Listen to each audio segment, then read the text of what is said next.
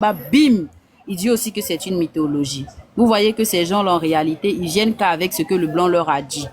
Donc, je vais vous lire ici l'un de leurs dévanciers qui est Kalala Omutunde. Vous allez le retrouver dans Hymne et prière dans Kémit. Voilà ce qu'il dit. Hein? Nos ancêtres éthiopiens, anciens régions du Soudan actuel, sont les premiers hommes à avoir percé le mystère de Dieu, de l'existence de Dieu et à l'avoir fait connaître aux autres peuples de l'humanité. D'accord? Ferme ton micro. Non, mais c'est qui ce gars? Poser la question. Mais tu as laisse-moi te poser la question. Tu penses que... Attends. Elle n'a pas posé de question. Non, je vais parler aussi. Mais c'est quoi ça? Bon, Adamo, tu ouvres encore ton micro, moi je te jette dehors. C'est pas possible. Voilà. Laissez-la parler. Si elle pose la question, elle te demande de répondre. Elle n'a pas posé de question.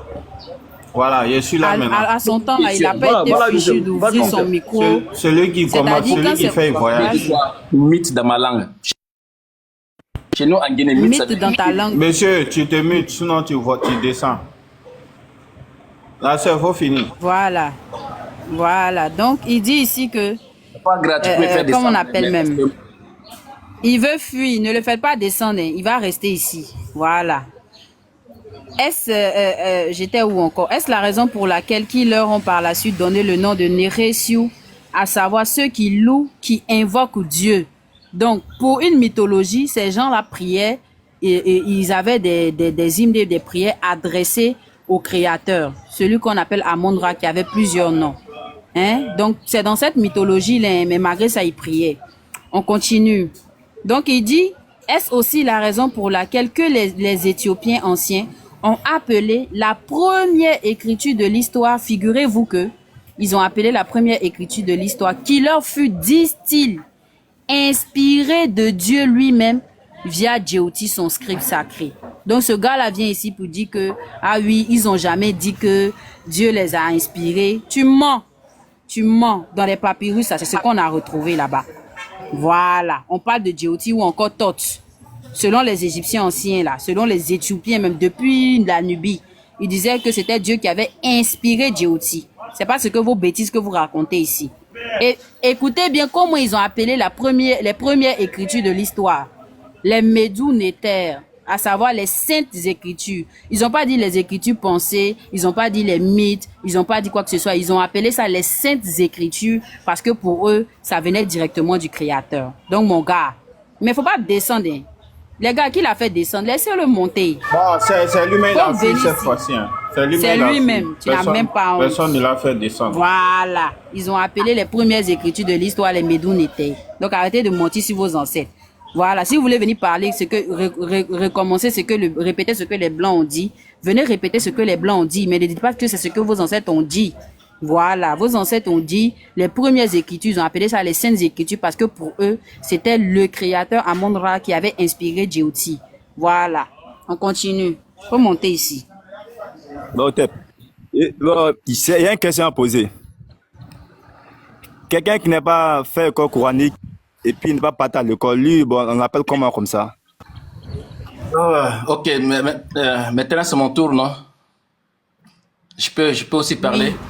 Tu reconnais au moins que là, tu as menti dans ta première intervention, non? Moi, je sais, j'ai pas menti, tu vois, parce que toi aussi, c'est un source. Bon, ce que j'ai montré là, c'est pas tes ancêtres qui ont dit ça.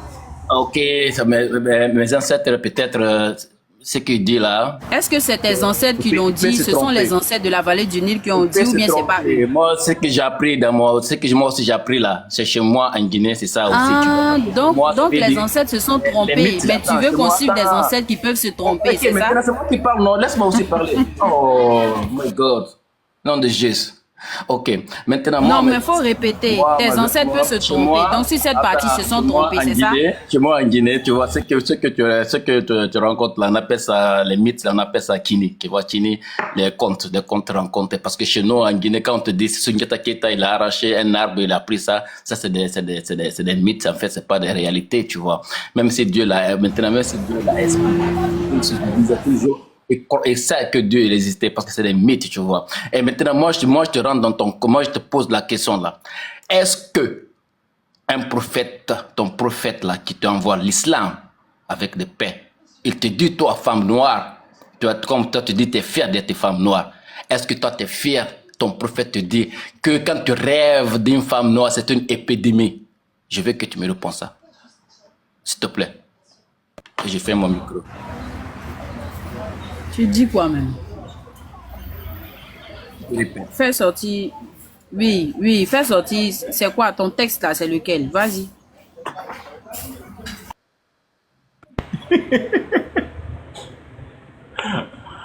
Tu rêves. à une femme Donne-moi le noire. numéro du. C'est une- Donne-moi c'est- le numéro du hadith. La femme noire est le symbole d'une épidémie. Ta femme, tu vois, toi en tant que femme noire, tu es fière d'être femme noire, tu es fière d'être africain, tu es fière d'être... Qui a dit ça? Qui a dit ça? Qui a dit ça? Donne Ah, la mais c'est référence, on va vérifier. Maintenant, la référence, tu peux trouver dans le Sahih Bukhari 9, 87. Ah bon? Ah oui, c'est un Sahih, parce qu'un Sahih, ça veut dire qu'il est authentique. C'est les gens là qui vont vous... Attends, c'est les gens là qui vont vous montrer. Il C'est raconte les pas gens là même qui vont vous montrer comment vous devez faire votre Laissez, il va donner le numéro. Ouais, c'est pas Voilà, laissez, il va nous donner le numéro. Quand moi je parle, vous me mélangez, vous laissez pas me parler. Vous avez peur, tu vois, que je rentre. Non, on te mélange pas. On n'a pas permis de donner référence Elle à a tout ce parlé qu'on tout de suite, demande. elle a parlé, je donne la référence. Si tu veux encore, je te parle du hadith aussi. Ah, La référence, c'est quoi? La référence, c'est quoi? La référence, je viens de te donner la référence. Si tu veux encore, je te montre la Oui, référence. on n'a pas entendu, on n'a pas entendu. Le nom du site aussi, le nom du site. Ok, allez. Maintenant, il faut partir dans le Sahih Bukhari, hein? Sahih Bukhari 9, 87, 161. Allez. Tu veux que je te montre directement aussi? Allez, Sahih Bukhari, le hadith. Bukhari 900 combien? 987? Non. Attends. Je te montre. Bukhari. Je n'ai pas lu le numéro. Depuis quand il y a 90 000 hadiths. Hein? Ah oui, parce que moi je parle avec les sources. Oui, Comme ça, je volume parle 9 avec- combien? Volume 9, 87. Hein? 87, il est là, 87. Book 87.